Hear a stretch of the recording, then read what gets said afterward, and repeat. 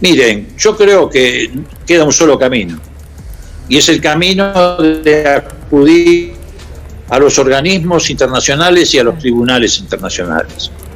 La justicia en la Argentina está obturada para quienes no piensan como piensan los grupos dominantes, para quienes no piensan ni forman parte de la mafia judicial, y me parece que ha llegado el momento de acudir a los organismos internacionales, a los tribunales internacionales. Por supuesto, queríamos preguntarle por esto. Leopoldo, buenas tardes. Aquí Daniela lo saluda. ¿Qué tal, Daniela? Un gusto en estar con ustedes. El gusto es nuestro. A ver, ¿cuál es su primera apreciación? Yo hablaba de un fallo polémico, vergonzoso, indignante, pero ¿cómo calificaría usted?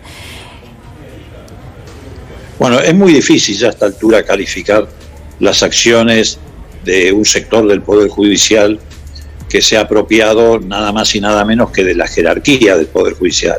Los jueces federales penales, camaristas de casación y la propia Corte Suprema de Justicia de la Nación. Esto que falló el juez Ramos demuestra que en la Argentina tenemos una justicia a la carta, o sea, al gusto de cada uno. En este caso, esta causa se inició, mire usted qué llamativo, por un abogado Marano, que es el mismo que defiende a la banda de los copitos que participó en el intento de asesinato a Cristina Kirchner.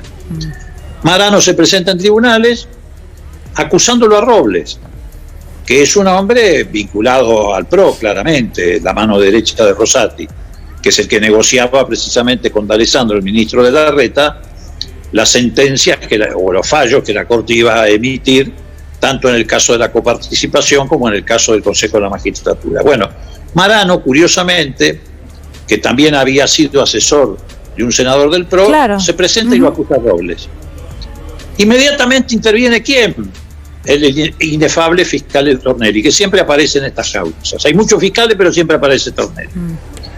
Y Stornelli inmediatamente dice, sí, tiene razón, la jurisprudencia, esto es una escucha ilegal, por lo tanto no hay delito. Y como un rayo, casi no pasan 24 horas, el juez Ramos, que está subrogando a otro juez, podría haber esperado la llegada del otro juez, dice no hay delito. ¿Por qué? Porque esto es una escucha ilegal. Pero resulta que esto se da de bruces, se da de narices, con lo que fallaron en otras causas. Por eso digo que estamos frente a una justicia a la carta, donde hay dos códigos penales y dos códigos de procedimiento penal diferentes. Sí. Uno, el que le aplican al kirchnerismo, al movimiento popular argentino en su conjunto, y otro, el que le aplican al macrismo y a sus cómplices de la mafia judicial. En este caso aplicaron uno, en otros casos aplican otro.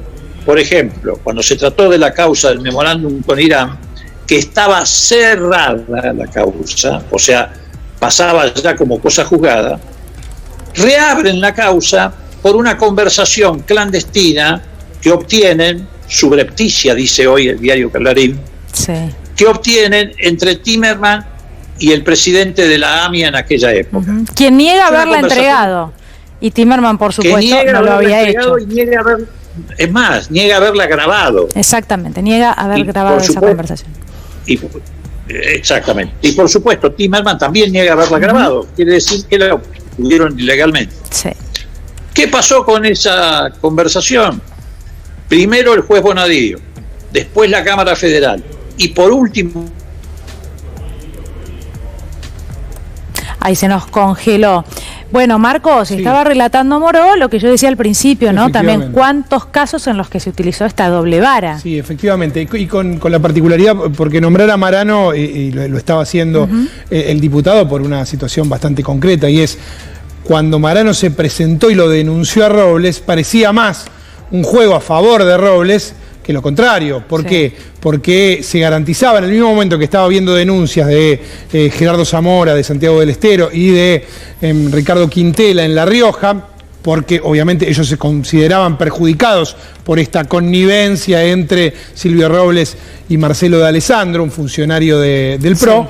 En ese mismo momento se presenta este hombre y ¿qué consigue? Consigue que la causa quede en Comodoro Pi, quede ante el fiscal Stornelli.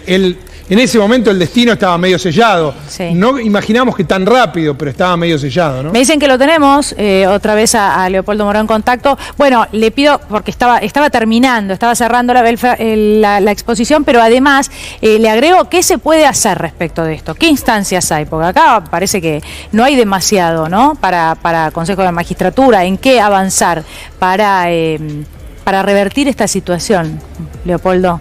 Bueno, nosotros vamos a avanzar. ¿Ustedes me están escuchando? Sí, perfecto. Nosotros vamos a avanzar con el juicio político. Eso va por un carril, por otro carril, que no es un juicio penal, por lo tanto no toma en cuenta estas reglas ni estos precedentes. Y por el otro lado, en materia de los juicios propiamente dichos, los que se desenvuelven en el ámbito de la justicia, miren, yo creo que queda un solo camino, y es el camino de acudir a los organismos internacionales y a los tribunales internacionales. La justicia en la Argentina está obturada para quienes no piensan como piensan los grupos dominantes, para quienes no piensan ni forman parte de la mafia judicial, y me parece que ha llegado el momento de acudir a los organismos internacionales o a los tribunales internacionales, del mismo modo que lo hizo Lula. Lula, preso, estuvo 530 días preso, desde la cárcel acudió a los organismos internacionales, y un fallo, o una resolución, mejor dicho, de la Comisión de Derechos Humanos de las Naciones Unidas reabrió las causas en Brasil, obligó a que la Corte reviera la chanchada que, del mismo modo que está ocurriendo aquí, había hecho el juez Moro con algunos fiscales, y finalmente se cayera todo ese proceso teledirigido y amañado que lo llevó a Lula no solamente a la cárcel, sino a la proscripción. Creo que en la Argentina no queda otro camino que acudir a estos organismos internacionales. Leopoldo, lo perdemos por momentos. Muchísimas gracias por haber hablado con nosotros en el diario. Muchas gracias.